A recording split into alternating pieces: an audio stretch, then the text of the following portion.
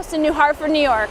This home is being renovated, completely gutted, and so they chose spray foam to insulate the entire home, the walls, the roofline, the basement, to make sure that they met the energy codes of today and to get the most efficient way to insulate a home.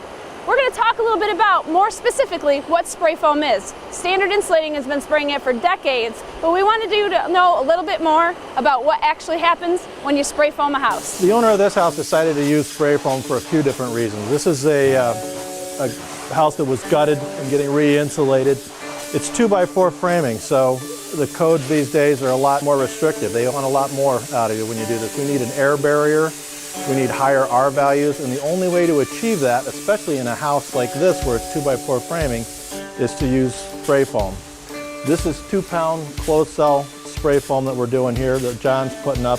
The advantages of this is that it seals everything. You can see down the lower part of this. This is an old drill hole when this house was insulated with cellulose years ago.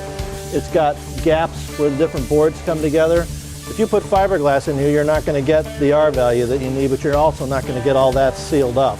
You can't do a good enough job with fiberglass to do what's called for here. So when this is sprayed out, you can see, as John's doing, it seals everything up, the foam expands. Spray foam used to be considered overly expensive and not the first choice for insulation. These days you don't have much choice. The nice thing about it is the cost of spray foam has become a lot more reasonable.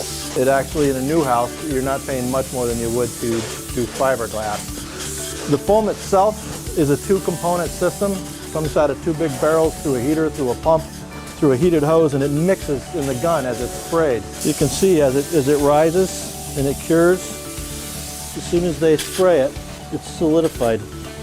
That's solid foam. You've eliminated air gaps in the walls. There's no bubbles. There's no way for cold air to get through your wall. And the R value of this is twice that of fiberglass, technically, and it actually functionally is a lot more than fiberglass. Fiberglass, if there's any air leakage, really doesn't do much at all. Here we sprayed the roof line of this attic. And it's especially important because you've got all the heating and cooling lines up in the attic. Typically, an attic is insulated on the floor. The attic gets hot in the summer, cold in the winter, and your system has a hard time keeping up with what's going on.